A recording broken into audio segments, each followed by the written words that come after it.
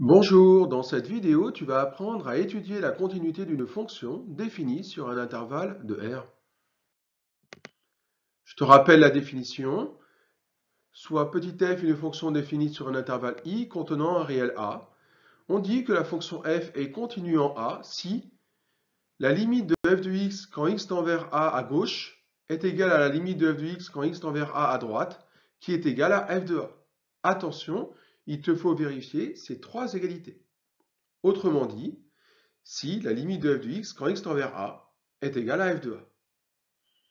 Plus généralement, on dit que la fonction f est continue sur un intervalle i de R si la fonction f est continue en tout point de cet intervalle i. Illustrons cette vidéo à l'aide de l'exemple suivant. Étudier la continuité de la fonction f définie sur R par f de x égale 2x plus 1 si x est inférieur ou égal à 1, f de x égale moins x plus 5 si x est strictement supérieur à 1 et inférieur ou égal à 3, et f de x égale moins 4 si x est strictement supérieur à 3. On constate tout d'abord que la fonction f est une fonction affine par morceaux. Avant de se lancer dans la rédaction modèle, pour répondre à l'étude de la continuité de la fonction f demandée, je vous propose de regarder le graphique de la fonction affine par morceaux f. Que peut-on dire de la continuité de f par lecture graphique? Je te rappelle que la courbe d'une fonction continue se trace sans lever le crayon, donc sans cassure. Imagine alors que tu traces la courbe ci-contre. Tu observes donc que tu la traces sans lever la main, sauf au point d'abscisse 1. On conjecture que la fonction f est continue en tout point de R, sauf en 1. Démontrons-le. Tout d'abord, les fonctions qui à x associent 2x plus 1, x associe moins 3x plus 5 et x associe moins 4 sont des fonctions polynômes, puisque ce sont des fonctions affines. Elles sont donc continues sur R. Alors, la fonction f est continue sur l'intervalle ouvert moins l'infini 1, puisque la fonction qui à x associe 2x plus 1 y est continue. La fonction f est aussi continue sur l'intervalle ouvert 1, 3, puisque la fonction qui à x associe moins 3x plus 5 y est continue. Et la fonction f est continue sur l'intervalle 3 plus l'infini, intervalle ouvert, puisque la fonction qui à x associe moins 4 y est continue. Reste alors à se poser les questions, est-ce que la fonction f est continue en 1 et est-ce que la fonction f est continue en 3? Étudions la continuité de f en 1. Pour cela, nous devons déterminer les limites de f de x quand x tend vers 1 à gauche, la limite de f de x quand x tend vers 1 à droite, et l'image de 1, et de comparer les résultats. Allons-y d'abord avec la limite de f de x quand x tend vers 1 à gauche. Alors comme x est au voisinage de 1 à gauche, alors il faut choisir la bonne expression de la fonction f. Puisque x est à gauche de 1, alors x est inférieur ou égal à 1. Ainsi, la bonne expression de la fonction f est f de x égale 2x plus 1. Nous sommes donc amenés à déterminer la limite de f de x quand x tend vers 1 à gauche, c'est-à-dire la limite de 2x plus 1 quand x tend vers 1 à gauche.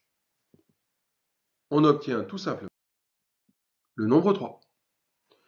Calculons alors maintenant la limite de f de x quand x tend vers 1 à droite. L'expression de la fonction f quand x tend vers 1 à droite est f de x égale moins 3x plus 5. Puisque x est à droite de 1, alors x est strictement supérieur à 1 et inférieur ou égal à 3. Ainsi, la limite cherchée est la limite de moins 3x plus 5 quand x tend vers 1 à droite. C'est-à-dire 2. On voit tout de suite que la limite de f de x quand x tend vers 1 à gauche est différente de la limite de f de x quand x tend vers 1 à droite. 3 n'est pas égal à 2, ce qui contredit alors la définition de la continuité de f en A, que je te rappelle ici en vert. Puisque la limite de f de x quand x tend vers 1 à gauche est différente de la limite de f de x quand x tend vers 1 à droite, forcément f ne peut pas être continue en 1. Étudions maintenant la continuité de la fonction f en 3. Commençons alors par calculer la limite de f de x quand x tend vers 3 à gauche. Si x est à gauche de 3, alors x est compris entre 1 et 3. Et l'expression de la fonction f est f de x égale moins 3x plus 5. Ainsi, la limite cherchée est la limite de moins 3x plus 5 quand x tend vers 3 à gauche. On obtient moins 4. Regardons maintenant la limite de f de x quand x tend vers 3 plus. Quand x tend vers 3 plus, c'est-à-dire x strictement supérieur à 3. Alors, l'expression de la fonction f est f de x égale moins 4.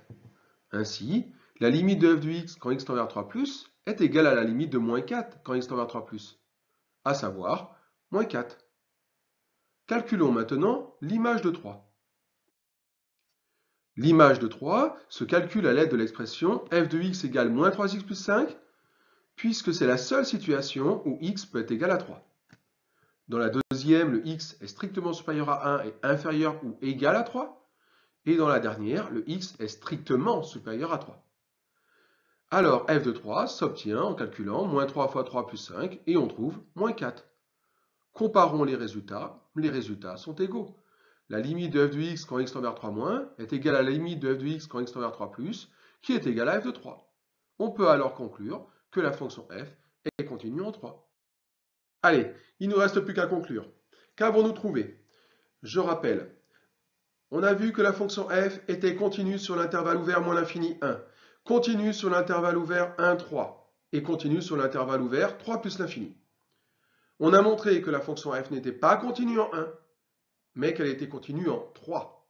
Alors, elle est continue en tout point de R, sauf en 1. On écrit que la fonction f est continue sur les intervalles ouverts moins l'infini 1, et sur l'intervalle ouvert 1 plus l'infini. À bientôt pour une nouvelle vidéo.